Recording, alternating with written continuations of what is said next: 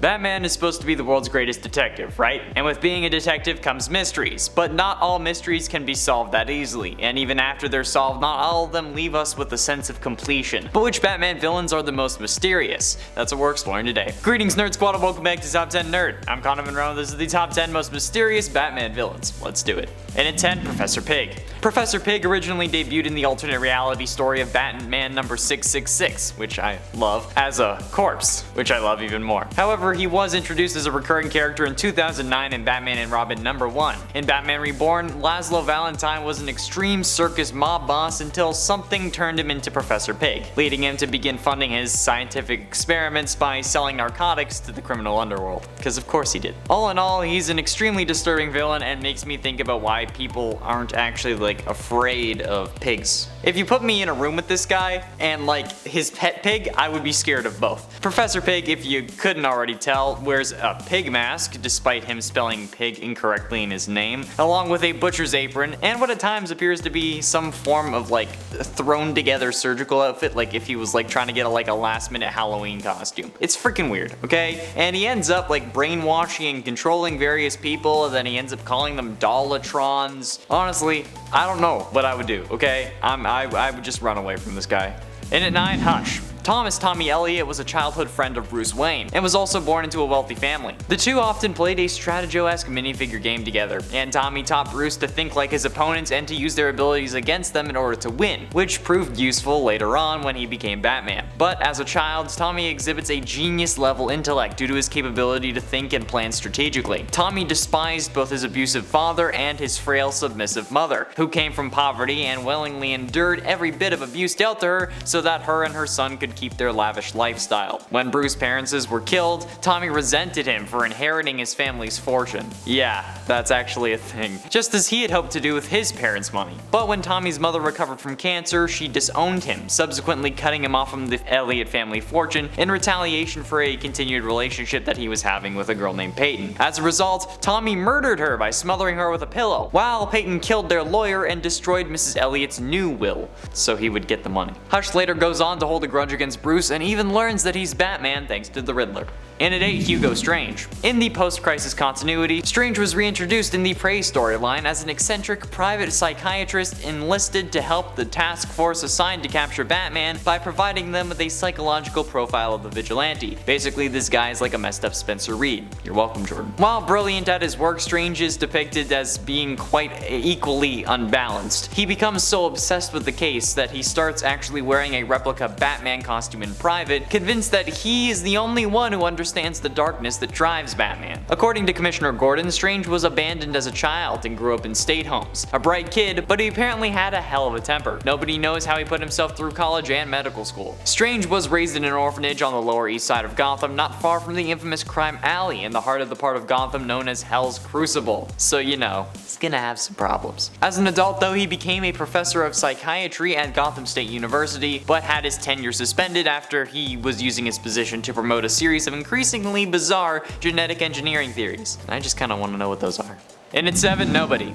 Morgan Ducard was the son of Henry Ducard, a world-renowned assassin, and Felicity Strode, a spy sent to kill Henry, who instead fell in love with him. I have to say though, that's the dream. Having a love so strong that even your assassin can't kill you, that's goals. From an early age, though he did not see him often, Morgan idolized his father. When his mother was contacted by the people who had hired her to kill Ducard years ago, telling her that if she failed to fulfill her end of the deal that they would kill her son, the young boy stabbed his mother to death with a kitchen knife. His father saw what he had done and appreciated Morgan's devotion to him, deciding to train his son to become an assassin like him. Ah, family bonding. Several years later, a young Bruce Wayne came to France hoping to train under Henry Ducard, but Bruce drew more attention to himself than he should have, and Morgan was sent to assassinate him. The American and Frenchman fought each other, but due to his prior training, Bruce ended up defeating Morgan and surviving the attack. This is when Morgan grew a hatred for Bruce, since after surviving, Henry decided to train him instead of killing him being Bruce Wayne in this scenario. Nobody would then go on to train Bruce's son Damian Wayne and even was killed by Damian.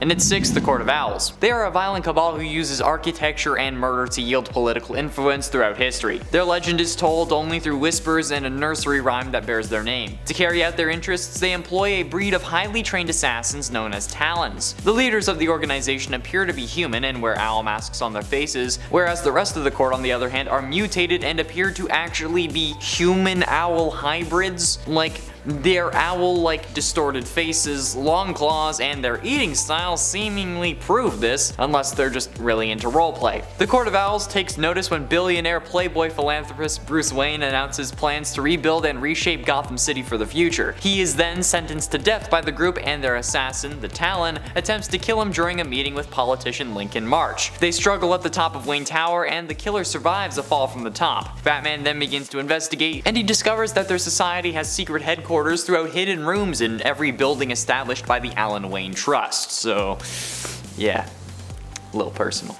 Halfway through into number 5, Clayface. Basil Karlo, the original Clayface, was an actor who was driven mad when he heard of a remake of his classic horror film that he starred in, Dread Castle, and that he actually wouldn't be playing the lead role. Adopting the persona of Clayface, the villain from one of his old films, he became a serial killer that was targeting the cast and crew. He was eventually stopped by Batman and Robin, but later Karlo would actually be imbued with the powers of Clayface's Preston Payne and Sandra Fuller. While we may know about this character, the actual mysterious part of him comes from his DNA and his ability to copy a person's DNA. This actually ended up causing Edward Nygma, aka the Riddler, to learn Bruce's identity while he was recovering from cancer in the Lazarus Pit, since Clayface pretended to be a reanimated boy wonder and caused the epiphany. There is also the mystery of how in some continuities detached parts of his body can actually develop their own sentience, like in the Harley Quinn animated series, aptly known as the Quinverse. This is actually a thing. Yeah, you can lose his hand and then his hand will gain sentience. It's weird.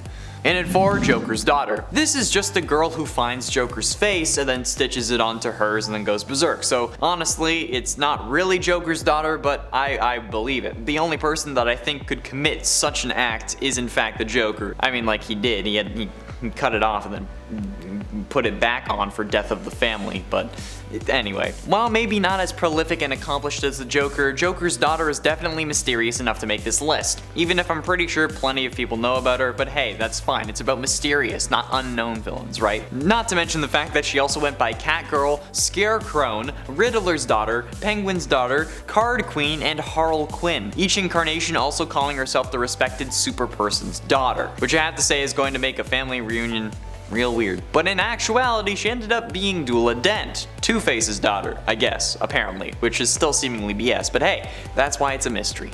Getting close to the end into number 3, Two-Face. While we already know who Two-Face is, the entirety of Batman Earth 1 Volume 3 in essence revolves around that question. Who is Two-Face? The events of this story take place 1 month after Harvey Dent's death in Volume 2. Catwoman alerts Batman of the final shipment of explosives being driven to Gotham that night, and Gordon is alerted to the shipment and goes with Bullock to head off the attack. As the weapons arrive, Adrian lights Arkham Manor on fire, while Batman and Gordon learn that Jessica Dent is Harvey Dent, suffering from a dissociative identity disorder. Adrian reveals his allegiance to Dent and forces Batman inside of the ablazed Arkham Manor. Adrian in this scenario being Bruce's grandfather. Dent wants to destroy Gotham for taking so many lives, including that of her brothers, but Adrian claims that he wants to save Bruce's soul through cleansing fire, I guess. Batman frees himself with Catwoman's help and subdues Adrian, and learns that the shipment of explosives had been halted by Gordon, and a distraught Dent leaps to her death despite Batman's attempts to stop her, but is saved by Wayland at the last moment. Adrian emerges from Arkham Manor, his face melting as he tries to kill Batman before getting stopped by Gordon. With this crisis averted, Gotham is safe, and they realize that Adrian Arkham isn't Adrian Arkham at all. But ultimately, into number 2, the Holiday Killer. More commonly referred to as Holiday, they are one of the principal antagonists of the story Batman The Long Halloween. A serial killer operating in Batman's early career, the murderer targets various associates and members of Gotham's crime families. Holiday's identity is only revealed in the final issue of the story, though their identity is apparently resolved, it's still left up to question. After the events of Batman Year 1, Batman, Gordon, and Harvey Dent unite to take down the Carmine Falcone. The leader of the Falcone crime family and the most powerful criminal in Gotham City. Around the same time, though, a mysterious assailant begins targeting mafiosi members and killing them. Each of the killings used the same MO. The victim shot with a .22 pistol, with a baby bottle cap used as a silencer, and a memento is left signifying each holiday, like example, a jack-o'-lantern for Halloween. Each victim is also connected either directly or indirectly to the Falcone or Maroni crime families, though at least 2 are connected to Holiday's operations. Several red herrings are also left to misdirect readers' assumptions towards other characters. The identity of Holiday is apparently revealed at the end of the series, however 3 major characters are directly connected to the Holiday identity, so you can't really be sure which one it is.